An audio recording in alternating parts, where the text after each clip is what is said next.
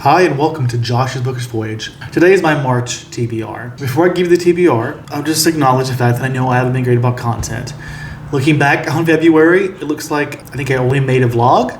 I did have a TBR, at least technically 2 videos, and that was, I guess, better than just a TBR. But I've not been great of late, and I really want to do better. If you'll stick with me, I am gonna keep trying to make more content. This month, I'm hoping to have at least a video a week. I guess technically the first week is gone. I already failed. But it's just been rough. I haven't been reading as much. I have a winter wrap-up coming because I haven't given you a wrap-up since November. And what you'll find is 5 books in my TBR in February I actually read. And that's because I didn't get to read as much. And I actually talk about that in that wrap-up. But even more than my reading, my BookTube channel is really hurt. Just because, I don't know, it takes a lot of work. I like this channel. It's a great creative outlet. And I'm proud of the content that I make, even if it's nothing exceptional. And I enjoy talking about it. And it keeps me engaged with my books, with what I'm reading, I mean. Both intellectually, but also just as a reader, it motivates me to read more, and that's what I want. So I'm here again, pushing through. And if you're watching, I really appreciate you, and I appreciate you taking the time. My TBR this month is about 8 or 9 books. But anyways, without further ado, let's get into the books that I'm actually reading.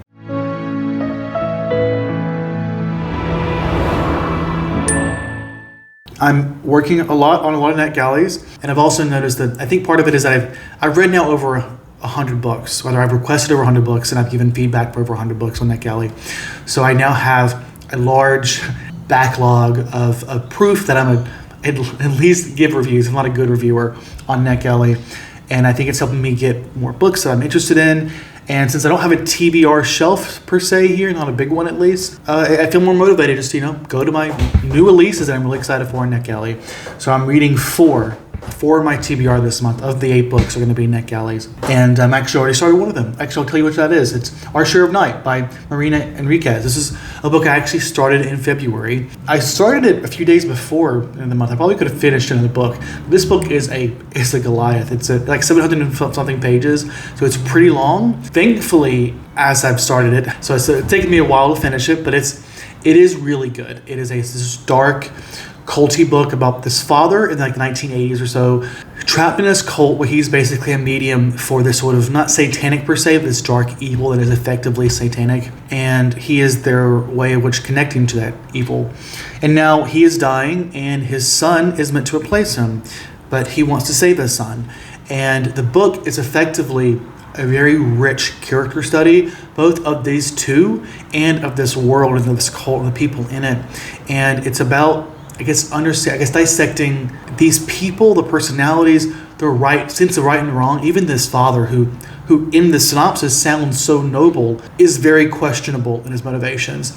And it's just a really well realized world that to me is extremely immersive, and I'm really enjoying it. Next up, Nothing But Rain by Naomi Salmon.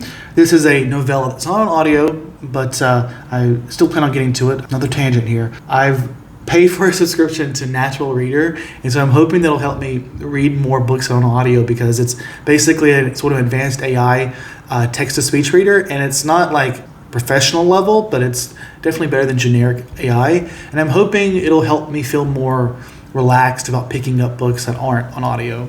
And I'm excited to be doing that this month with several books here that actually I'll be listening through Natural Reader, through the text-to-speech that they do. Eventually, once I've read enough of them, I'm going to give probably a review, though, what that service is like and whether or not it's something worth investing in. Anyways, Nothing But Rain is about this group of people, this town or whatever, where rain erases away memories. And that's all I really know. It sounds intriguing, and if done right, I think it could be a good novella. Next up is going to be Taxi from Another Planet by Charles S. Cockle, another book that I've been meaning to read but keep postponing. Part of that is because it is not on audio, but again, this is one that I've done text-to-speech.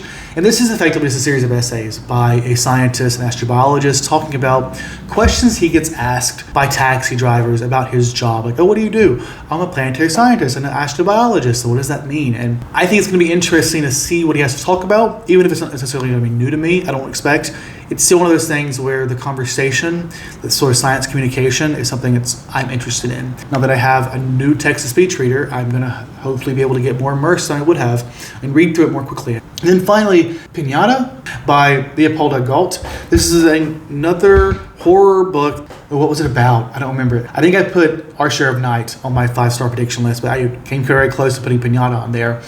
This is my understanding, such a dark, sort of demonic, atmospheric story.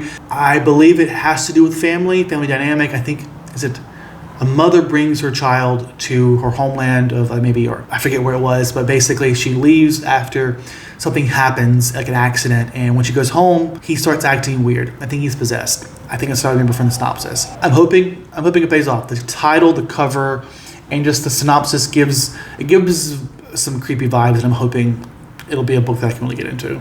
Now moving on to my actual books that are on NetGalley. The first one's going to be Arm Shadow, another book that's been on my TBR indefinitely. But again, now that I have this new text reader, I'm more confident in my ability to hopefully push through this, because this one is also a novella.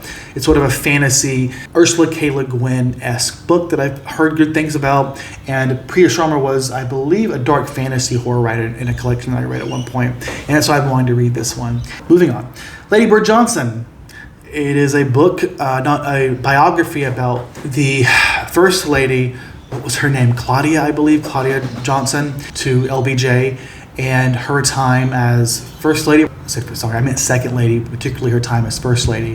I've actually started this one as well. Because Our Share of Night is so long, I figured it'd be nice to change things up a bit. It's intriguing. Too soon to say exactly how I feel, but I guess that's because it's a TBR anyways, who cares? I picked this up, or I put it on my TBR, because I've read a couple books by Susan Page, who wrote biographies on the First Lady Barbara Bush, as well as Madam Speaker Nancy Pelosi. Those are really powerful books about major women in politics, and she recommended this book as something for fans of her work. And so far, I'm intrigued. I think it'll be really interesting to learn about her. I've never really read about LBJ. This will be new on all fronts, I guess. Then another nonfiction, probably my lowest priority here, but one that I'm hoping to get to, called The History of Ancient World by Susan Wise Bauer. And I'm reading this for there's a history readathon going on. I forget what it's called, but I heard about it from the History Shelf. I just thought it would be a fun readathon to try to get into. It'll motivate me to read a wider breadth of history books. So I don't read history books, but honestly, a lot of my history books do tend to be 19th century onward. And this is hopefully going to motivate me to read a wider range of historical context or stories. In this sense, it's talk about basically ancient world before Rome.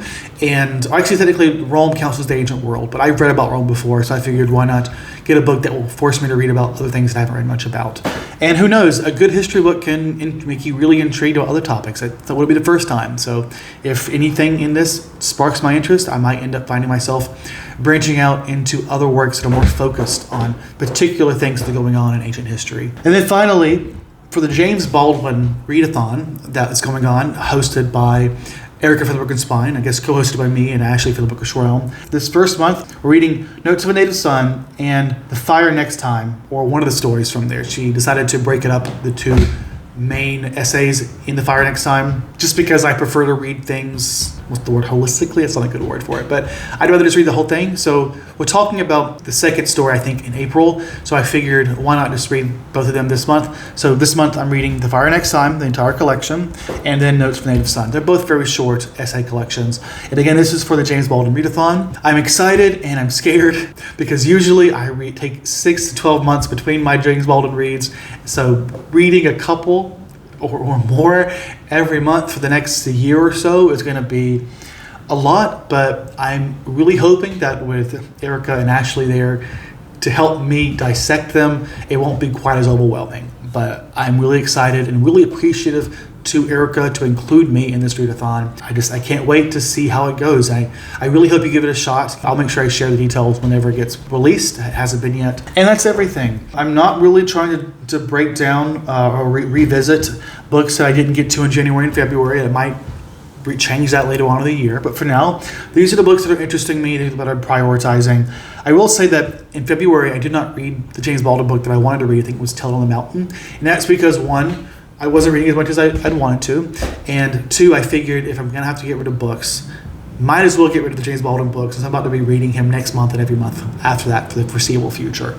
So I figured, why not just postpone that book until we get here? It's the only thing that really sort of bleeds into my last month's TBR. Well, I guess Orm Shadow technically counts as a forever on my TBR book.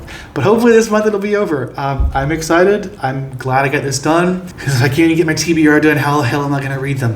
That's how I see it. So if you watched all the way to the end, thank you so much. Let me know if any of these books intrigue you and also what you're reading this month. Otherwise, have a great day, stay safe, and I'll see you all next time. Goodbye.